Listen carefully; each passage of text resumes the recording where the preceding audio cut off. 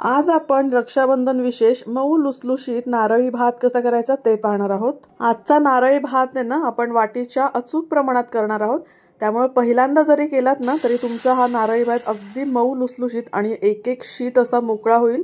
तर चला रेसिपीला लगेच सुरुवात करूया। तर इथे मी घरचीच एक भाजीची वाटीचं प्रमाण सेट केलेलं आहे आणि त्या वाटीने मोजून मी एक वाटी तांदूळ घेतला आहे। तांदूळ स्वच्छ धुवून निथळून घेतला आहे। कोणता घ्यायचा ते आपण पुढे पाहूया। त्याच वाटीने एक वाटी खोवलेला ओला नारळ घेतला आहे, एक वाटी किसलेला गूळ घेतला आहे, काही खडे मसाले घेतले आहेत आणि साजूक तूप घेतला आहे। आपल्याला फोडणीला साजूक तूप लागणार आहे। सोबत काजू बदामचे काप देखील घेतले आहेत। तर अशी पूर्व तयारी केली ना की सणवारांचा स्वयंपाक असो किंवा रोजचा स्वयंपाक अगदी झटपट होतो। तर तुमच्या आवडीनुसार तुम्ही ड्रायफ्रुट्स घेऊ शकता, काजू बदाम मनुके किंवा आणखी कुठले जर तुम्हाला आवडत असतील। केशराच्या काही काड्या मी दुधामध्ये भिजत घातल्या होत्या, तर कलर बघा किती मस्त आलाय।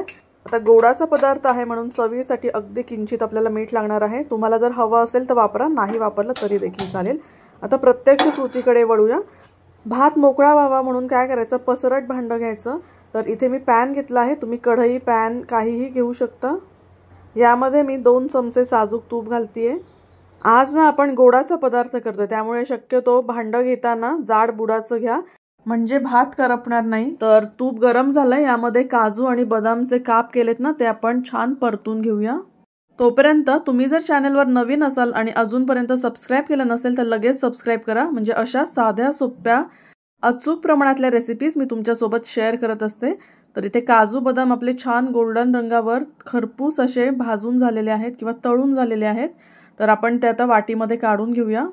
8-10 काळी मिरी, दालचिनीचे 2-3 तुकडे, 4 हिरवी वेलची आणि फक्त 3 लवंगा यामध्ये मी फोडणीला घालत आहे। तुम्हाला जर आवडत असतील ना तर या स्टेजला बेदाणे देखील घाला, मस्त छान फुलतात। आज मी काही वापरले नाहीयेत। तर यामध्ये आता तांदूळ घालूया। तांदूळ कोणता घ्यायचा तर तुम्ही इथे बासमती राईस, वाडा कोलम, सोना मसुरी किंवा पुलाव राईस देखील घेऊ शकता। तर इथे मी पुलाव राईस घेतलेला आहे। तांदूळ परतून झाला की आपण त्यावर झाकण ठेवून देणार आहोत आणि एकीकडे आपण पाणी गरम करायला ठेवणार आहोत। तर 1 वाटी तांदळासाठी आपल्याला 1.5 वाटी एवढं पाणी गरम करून घ्यायचं आहे। पाणी छान आपण हे उकळून घेतलं ना की तांदूळ आपला मस्त एक एक शीत मोकळा होतो, शिवाय मऊ देखील होतो। तर बऱ्याच जणांचा नारळी भात ना हा गिचका होतो किंवा घट्ट होतो, तर त्यांनी या टिप्स नक्की फॉलो करा। तांदूळ परतून घ्यायचा तुपामध्ये, म्हणजे तो छान मोकळा होतो। तर इथे आपला तांदूळ परतून झाला आहे। यामध्ये आपण कडकडीत गरम झालेलं उकळी आलेलं पाणी घालूया।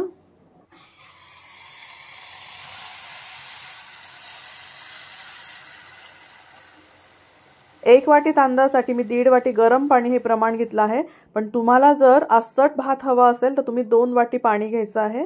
चला आता यामध्ये ना थोडंसं चवीनुसार मीठ घालूया। अगदी चिमूटभर मीठ घातलं आहे, ऑप्शनल आहे, तुम्हाला नसल घालायचं नाही घातलं तरी देखील चालेल। आता झाकण लावून आपण हा भात मंद आचेवर शिजवून घेऊया। भात तुम्ही बघू शकता शिजलाय, तर त्यातलं पाणी देखील कमी झालेलं आहे। तर इथे मी साधारण 80% एवढा भात शिजवून घेतलेला आहे।